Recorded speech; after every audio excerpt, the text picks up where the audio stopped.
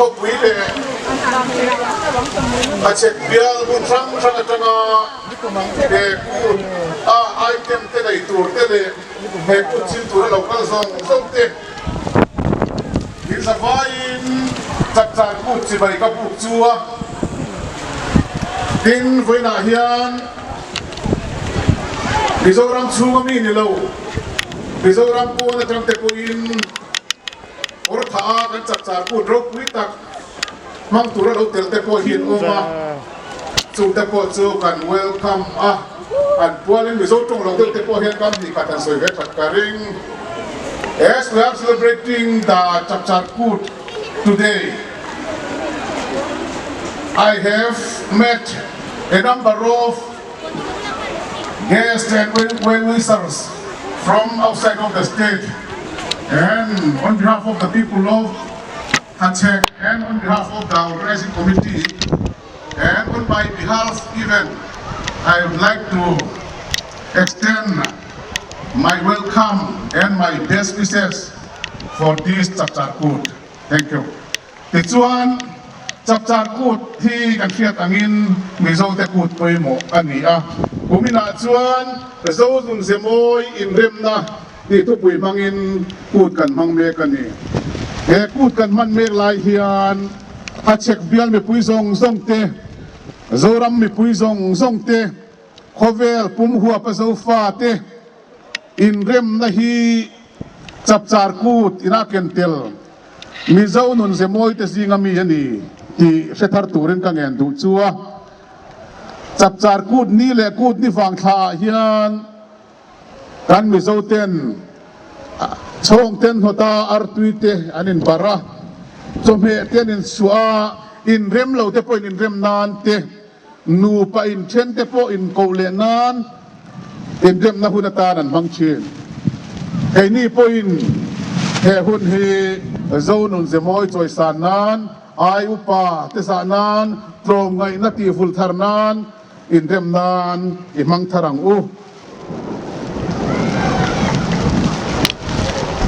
kan biala hian til tratam tak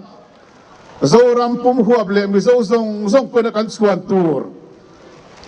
til tha le hlot thin na tam tak a thleng me ka ku vaching tu te tai mak na le thorim na zara ku vamantam tak hachek bial me puiten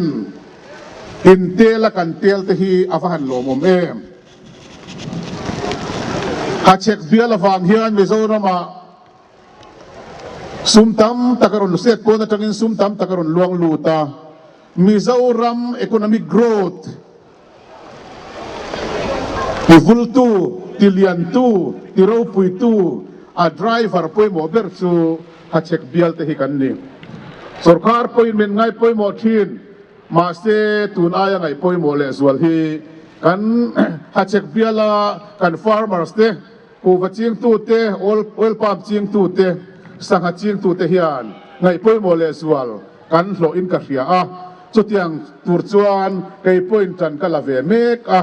kan maloka hian farmer sum ngaten Delhi le Mizoram mun sang an fan kwal na turin ruaman na te kan siamani ti te khakan soi tel dua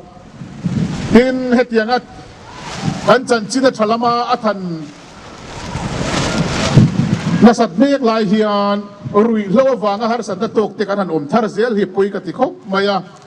chu wang chuan kortha GSA te nen tu kin zinga kan soi howa rui lo do in fiam na kut pui man kan tu mani he huna hian kan thalai te kan no pang te kum upalam pang te poi na kan telve the na turchi ai tempo siam kan tuma chutiang song chuan tan la a kan VC te OMA te le GSA Sporting Club zong te poi na kan lo troi om zel a that karinga kei point MLA bel tu MLA kan yang le sports lover le sports promoter kan yang in thei top chwazel ka tu mane sports han soita ka chuan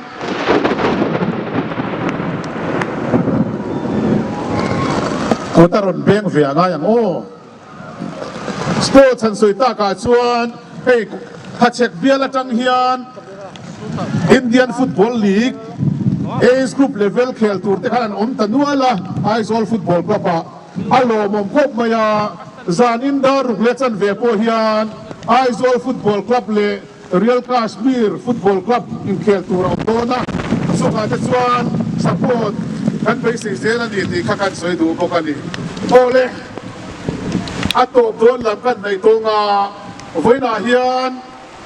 kun mang turin mitam takin local khoma kong pui chaklama te ken khian thim her pur mai ni alo mom kop mai lim takin in man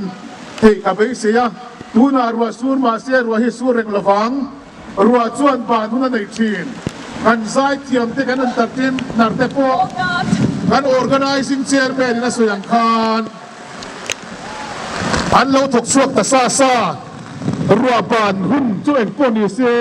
chung huna perform tur chuan an in ko sei tura ngai la tukyan tur chuan lim taka put mang turin tu sak na ka han chua hachek bialtan zoram tan itang ho zo lang o tin ka sok chu ni